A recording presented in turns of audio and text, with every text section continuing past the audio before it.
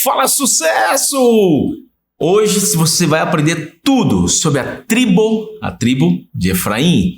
Por que ele não é mencionado lá em Apocalipse? Tá aqui o vídeo, ó. Olha lá. Tribo de Efraim. Por que essa tribo não foi mencionada em Apocalipse 7? Você vai descobrir os mistérios ocultos dessa tribo. Tem mistérios ocultos. Tem até erros que muitos pregadores eu já vi falando sobre alguns personagens que dizem ser de Efraim, mas não são. Tem isso também, Gladson? Tem. Tem segredos e mistérios dentro do nome dele? Vários. E proféticos também. Gladson, Efraim, quero saber todos. Eu vou saber tudo sobre ele? Tudo. Tá preparado? Então, vamos lá ao que interessa. Olha aí. Vamos saber primeiro a genealogia dele. De quem que ele é filho? De José, junto com Azenate. E aí, junto com Azenate, o primeiro filho que nasceu, justamente Manassés, que é o que me fez esquecer dos meus sofrimentos, dos meus problemas. Então, o primeiro filho fez ele esquecer dos problemas. E o segundo? O segundo, ele mostrou o quê? Que era no momento que ele nasceu, foi o momento que estava sendo mais frutífero o Egito. O Egito estava extremamente frutífero. E, ao mesmo tempo, José mostrou ter condição de ter dois filhos, praticamente um perto do outro. Foi muito rápido. E tem a história de Azenate também, que é um mistério. Qual era o símbolo do irmão dele?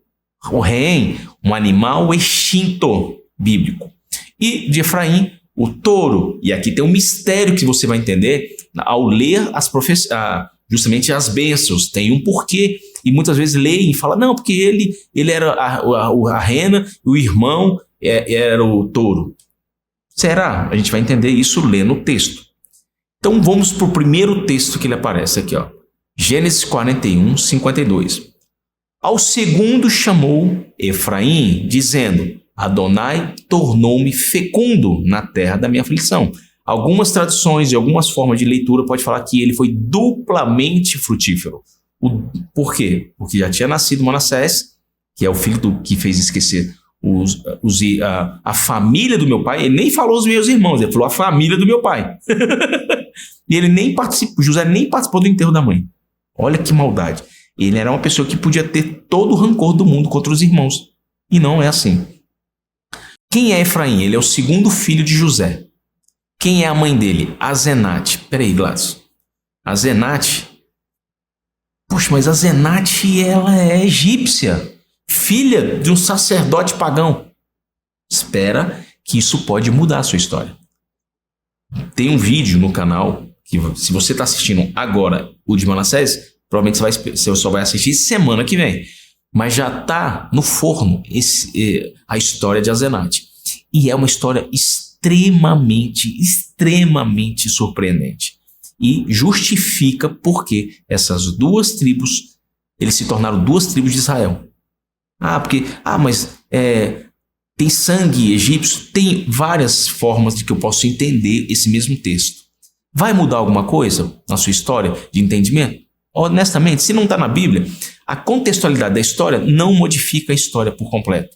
Nem o histórico do Mashiach, que é o Messias. O que significa o nome dele? Me fez esquecer. Está aqui para você bem redondinho. Mistérios do nome. Então aqui o mistérios do nome. Lembra que eu te falei que dentro do nome dele tem um mistério? Vamos lá então entender. Tem Efraim, que é o nome dele completo. Tem touro. Olha que interessante. Olha as letras que ficam coloridas para te ajudar aí. Meu Deus, fica mole demais. Tá ali, ó, as duas letras. Depois tem pálido. Depois tem nariz. Depois nós temos Arão, que tem tudo a ver porque não vou dar o spoiler. Assiste o vídeo, que o nome dele está justamente na questão, porque já teve a função sacerdotal.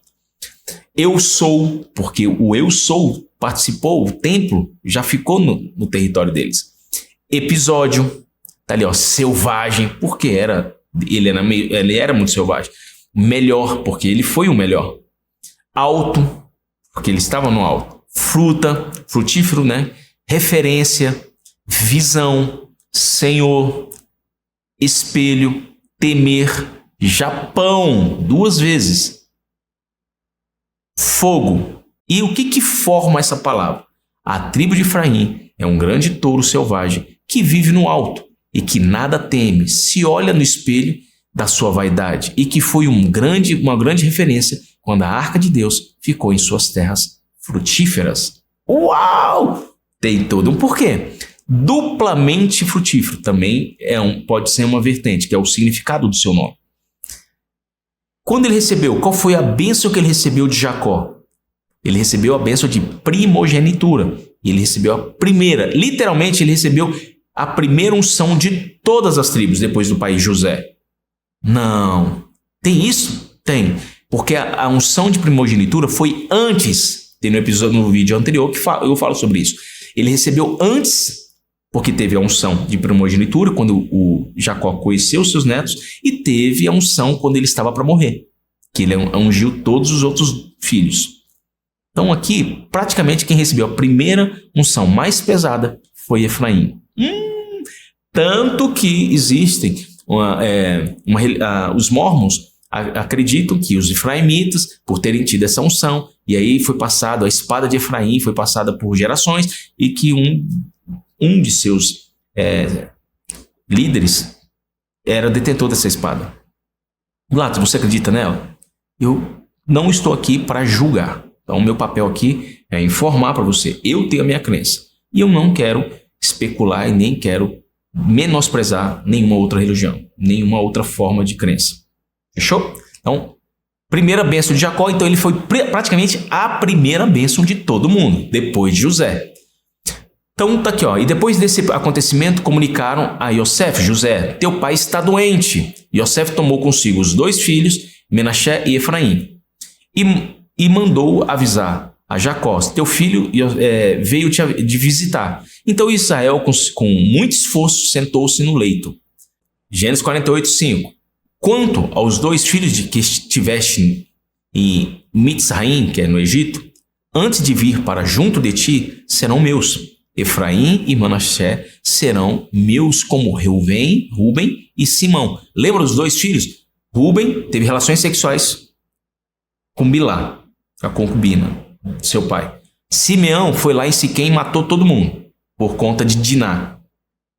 E olha que interessante, olha como que liga tudo. Nesse caso, ele citou os 2 nomes. Por quê? Porque ele já estava premeditando alguma coisa. Aí ele já sabia algo muito importante.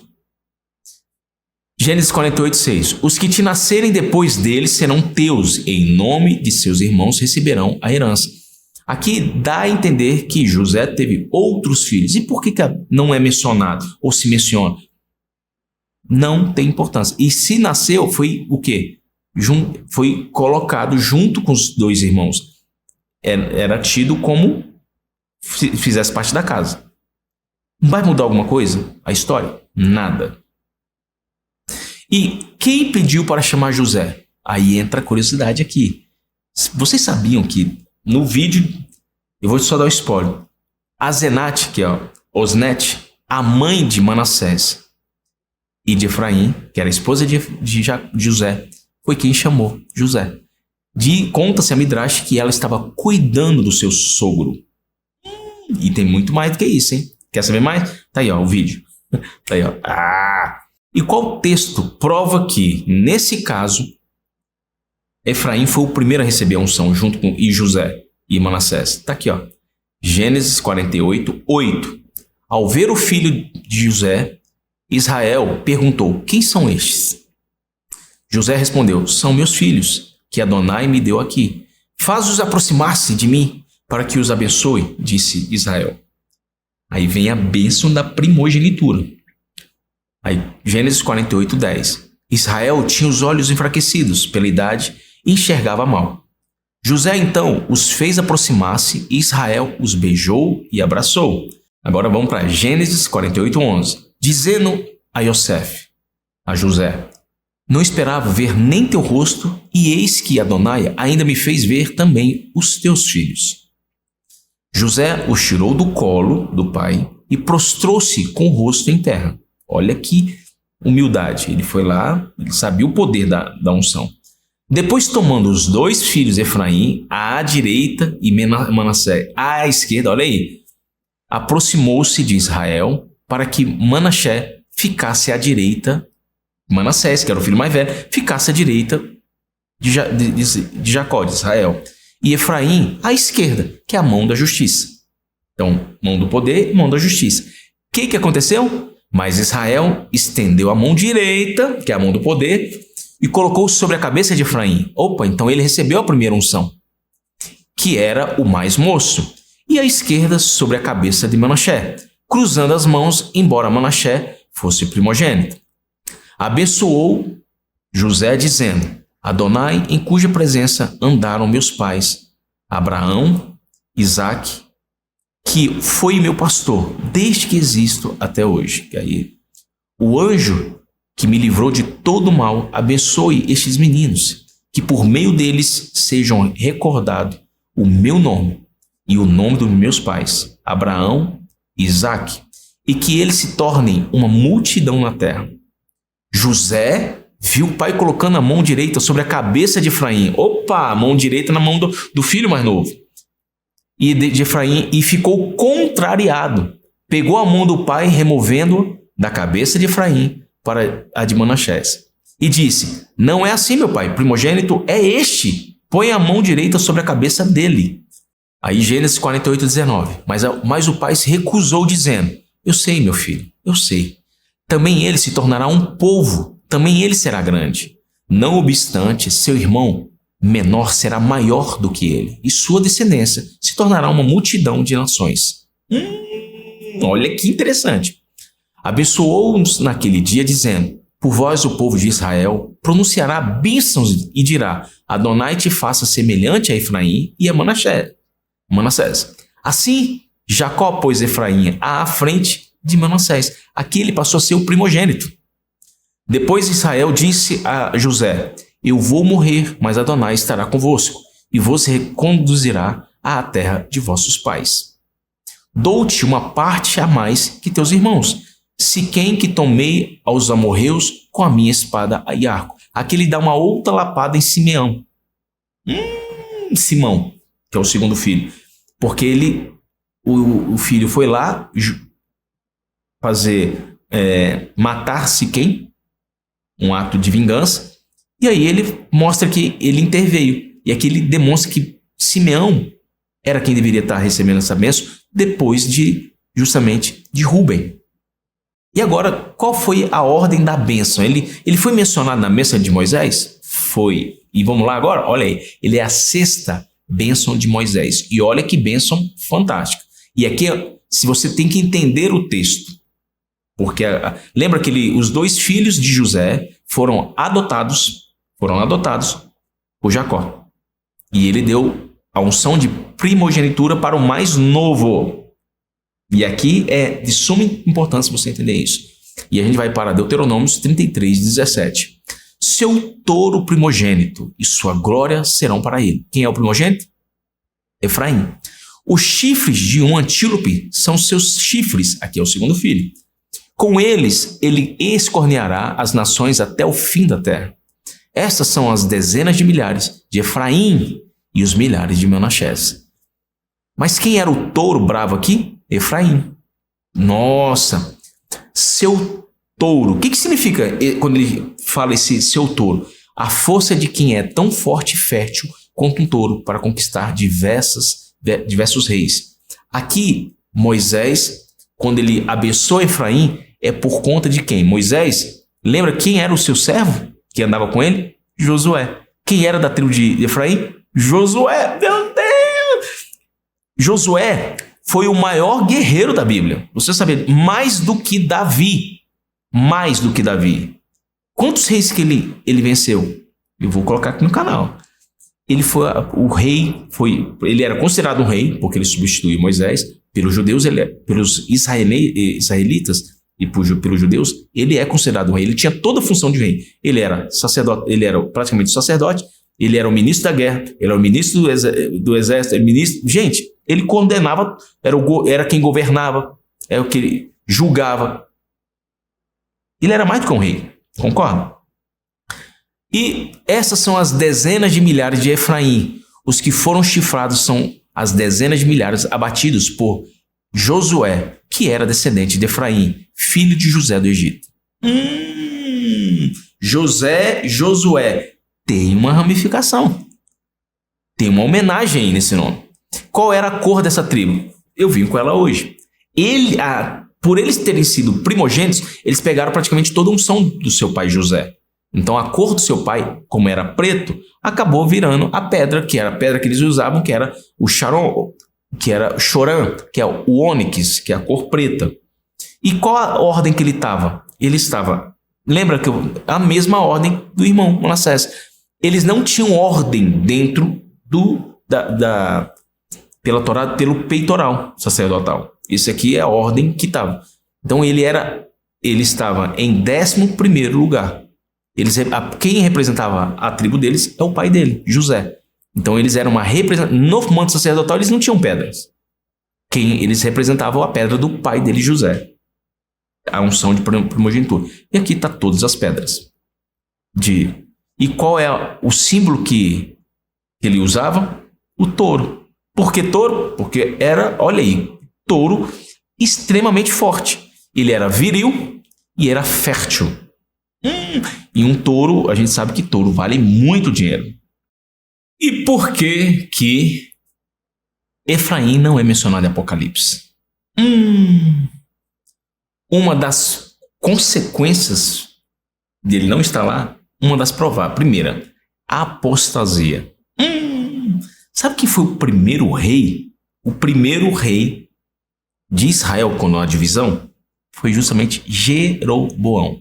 Jeroboão era da tribo de Efraim. Ele era extremamente hábil, era um trabalhador hábil e que, por conta de Roboão, e por conta do pecado de Salomão, que a gente tem que deixar bem claro isso, de adorar vários deuses, o que surgiu?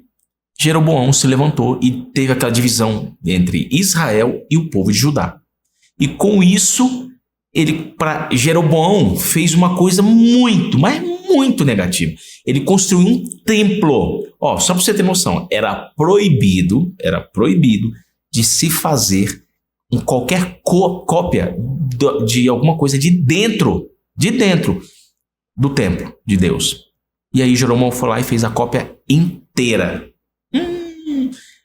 Quem fosse pego com uma essência feita de Deus do templo era apedrejado, tinha que ser morto. Agora ele foi lá e fez um templo praticamente igual ao templo de Deus, de Israel, de Jerusalém. E com isso, a Bíblia fala que quem queria ser sacerdote, ele consagrava. Não precisava ser da tribo de Levi.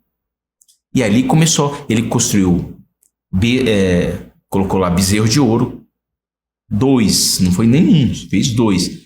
E aí a apostasia foi grande. Por quê? Por que eles fizeram isso? Primeiro, lembra que a casa de Deus já ficou, quando era tendas, já ficou na terra de Efraim. A arca da aliança já ficou na terra de Efraim. E com isso, quando foi para Judá, houve ciúminho. Acontece isso. Acho que não acontece mais no dia de hoje. Porque o fulano está muito abençoado, aí começa a criticar ele. Não, isso não é novo.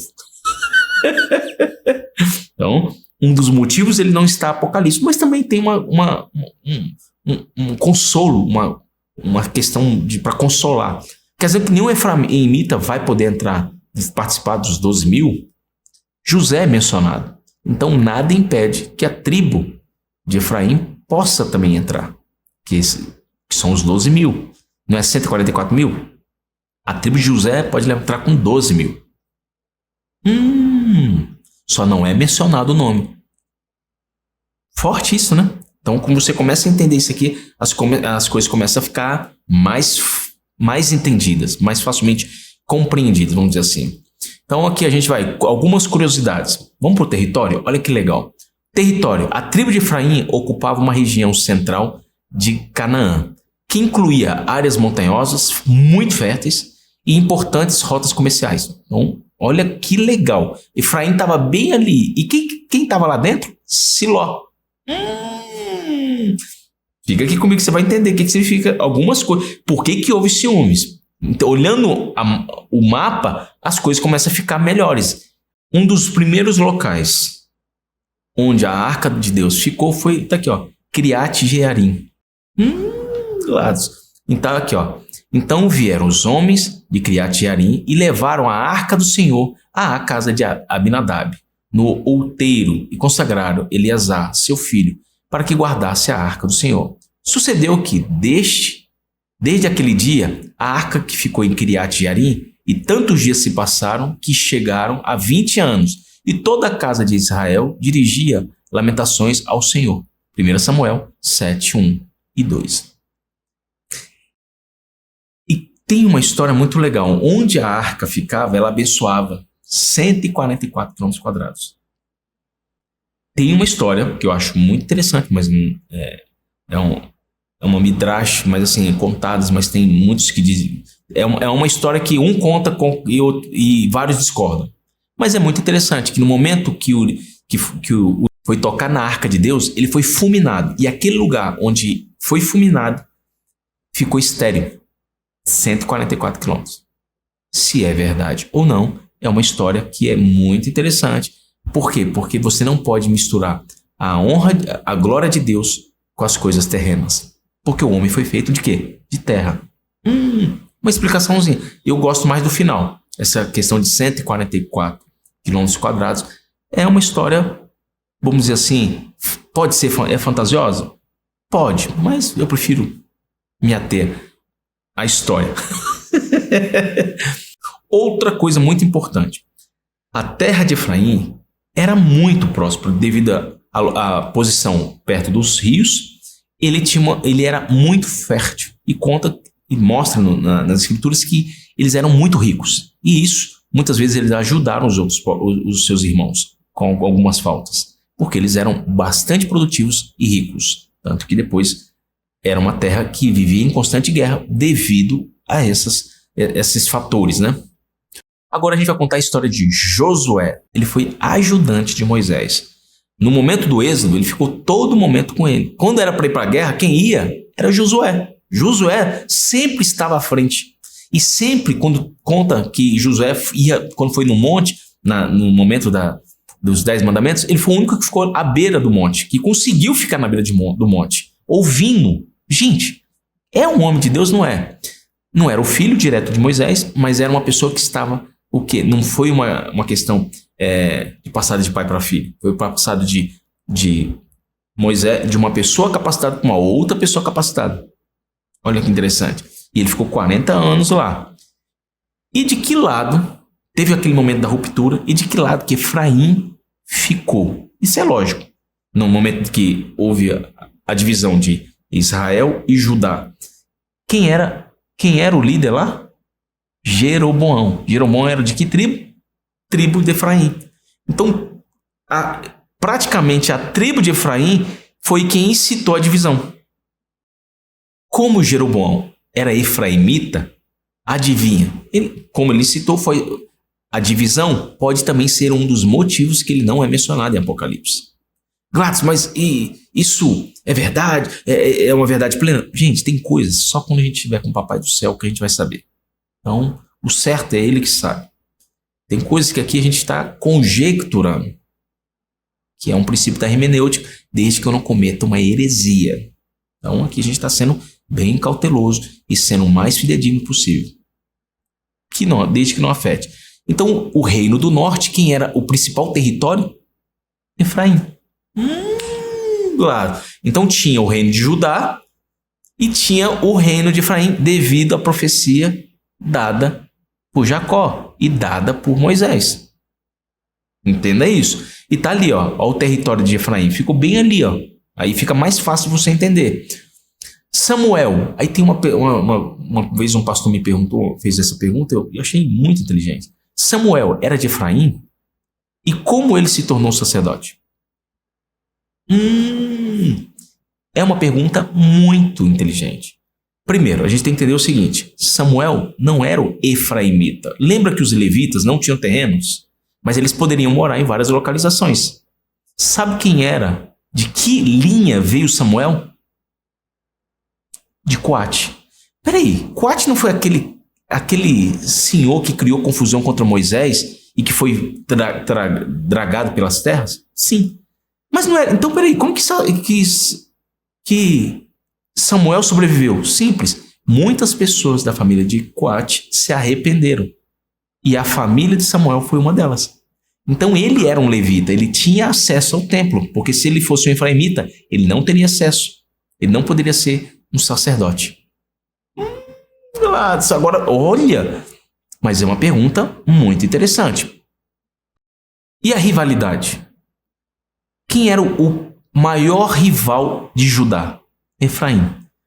Para que isso? Para lutar, eles estavam lutando para quem fosse a maior influência de Israel. Para quem fosse o líder de todo Israel. Lembra do 1 mais 12? Estava dividido. Agora era 2 mais 10. Estava dividido. Houve uma ruptura. Era Benjamim do lado e Judá. E em cima tinha as outras 10 tribos. E Levi? Levi tinha acesso a todas elas. Ele podia ir em qualquer lugar. Forte isso, né? E onde tem isso? Está lá, Isaías 9:21. Manassés ataca Efraim e Efraim ataca Manassés. E ambos, juntos, atacam a Judá. Com tudo isto, não se aparta a sua ira, e a mão dele continua ainda estendida. Aqui está a explicação porque hoje tem os árabes que estão nesse terreno, que houve... Lembra da questão quando eles foram para Nabucodonosor, eles saíram e foram conquistados pela Babilônia? E aquela região hoje é a mistura das 10 tribos que não voltaram. E ali eles ficaram, alguns voltaram e ficaram nas suas regiões. E até hoje tem as 10 tribos perdidas, que conta-se que existem, que os judeus e os israelenses, eles conseguem saber onde está toda a etimologia, eles fizeram um mapeamento. E Manassés, curiosamente, tem na região do Japão. Muito legal isso. E lembra que tem o nome Japão lá? O nome de Efraim, perdão. Agora, olha que louco também. Aqui só para lembrar uma coisa aqui. Tem uma cidade maravilhosa chamada Cidade de Betel. Ela se tornou um antro pagão por causa de Jeroboão. Ele pegou a cidade que fala Deus fala, cidade do pão, e transformou ela em outro pão pagão. Então, literalmente, é o pão que o diabo amassou. Pode vir. Seria muito interessante. Tem até um porquê disso. Gideão, o juiz Gideão convocou a tribo de Efraim para ajudá-lo a derrotar os midianitas. E eles estavam lá. Débora, a profetisa e juíza Débora, conduziu uma batalha contra os cananeus nas terras de Efraim. Então, onde que foi a guerra? Nas terras de Efraim. Punição profética. Olha que interessante. Profetas como Isaías e Jeremias frequentemente advertiram Efraim sobre suas iniquidades e idolatrias. Não teve o reino do norte, o reino do sul? Aí você vê lá Isaías, aí você vê vários profetas. Quanto mais o rei era pecador, maior era o profeta.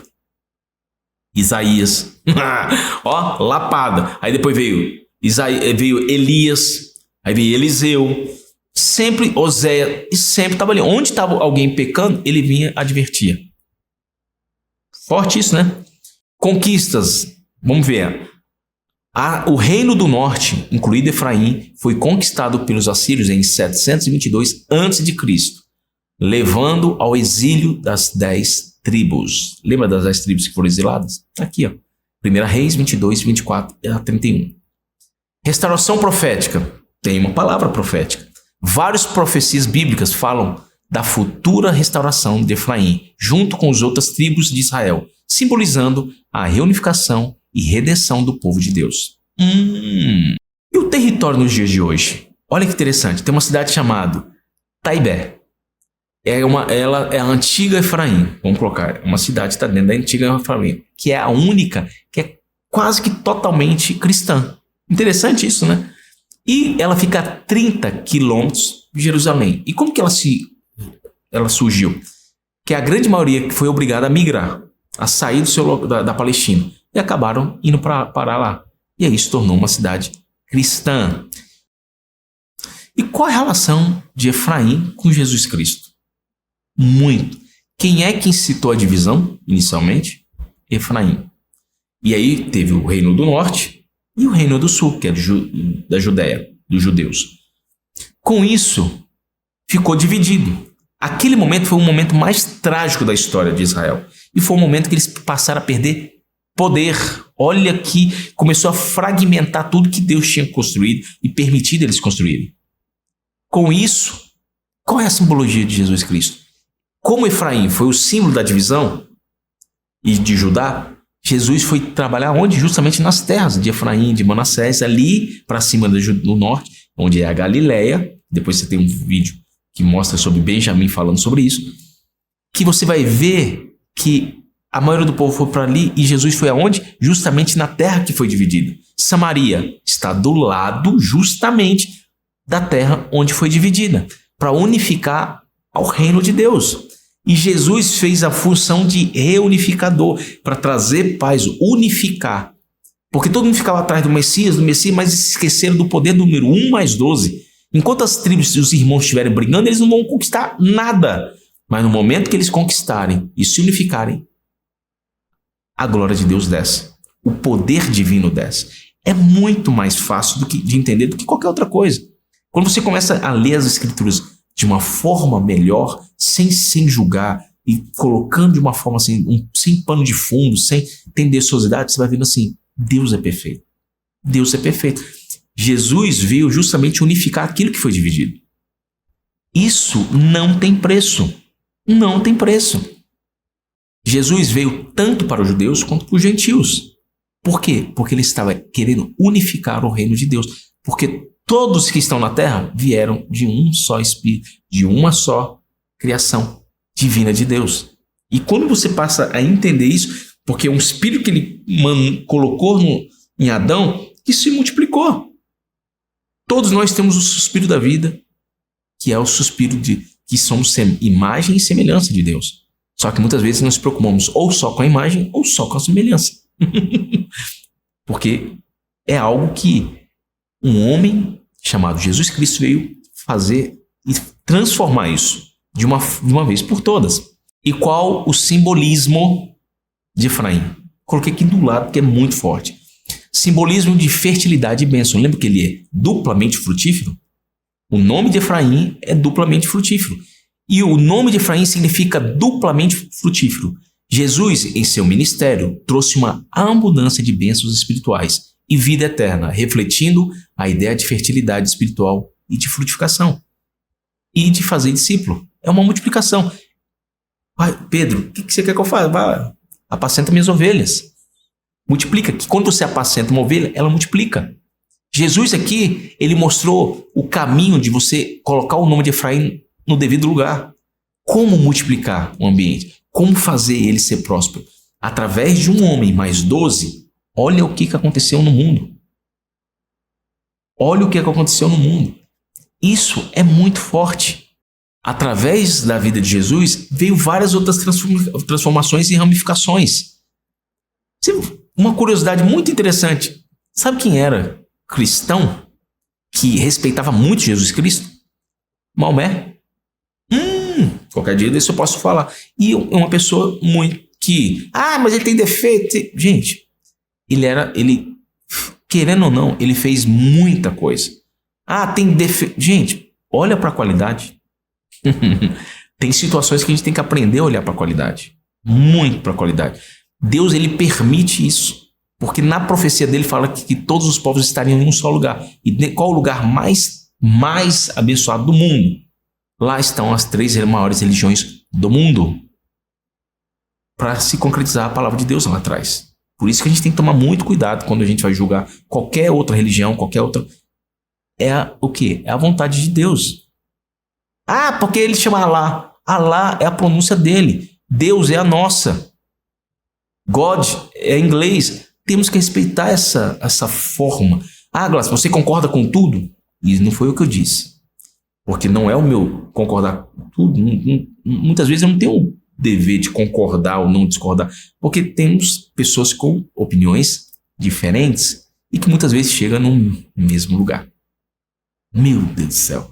Forte isso. E Jesus foi uma pessoa que fez algo maravilhoso. Está aqui, restauração. Profecias em livros como Isaías e Jeremias falam da restauração de Efraim e de todo Israel. Jesus é visto como o cumprimento dessas promessas, trazendo a restauração espiritual e a nova aliança entre Deus e o seu povo. A nova aliança, onde está isso? Hebreus 8:8 até o 12. O autor menciona a nova aliança que Deus fará com a casa de Israel e com a casa de Judá, que inclui implicitamente a tribo de Efraim como parte do povo de Deus que será restaurado. Gente, ironicamente, Jesus foi aonde? Nesses lugares. Ele passou por Efraim? Com certeza. Por quê? Porque ele quis unir aquilo que separou. Ele quis trazer a bênção por conta daquilo que foi separado. Ele fez trazer a adoração ao Pai, porque até no Pai Nosso, Jesus, ele foi maravilhoso. Ele conseguiu resumir uma oração 18 vezes maior, ele fez uma oração 18 vezes menor e que tem qualidades de palavra 1000 vezes maior. E ele inicia com a palavra Pai Nosso. Gente, isso é maravilhoso. Jesus, na sua grandiosidade, ele teve a humildade de reconhecer quem é que o enviou. E isso não tem poder maior de unificação. Isso demonstra a grandiosidade de Jesus Cristo. Isso demonstra que Efraim multiplicava o fruto. E mesmo multiplicando, ele dividiu. Mas Jesus falou, eu posso ser como eu, usar o nome de Efraim, multiplicar, para que seja feito a vontade do meu Pai. Quer saber mais? Meu Deus, eu tenho que... Agora... Minha gente, fantástico. Fantástico. E aí, qualquer coisa, se você ler lá Hebreus 8:8, você vai entender o que significa. Que Jesus, gente, ele usou o nome de... Jesus era um efraimita? Não. Mas ele usou o poder da multiplicação para multiplicar a vontade do Pai.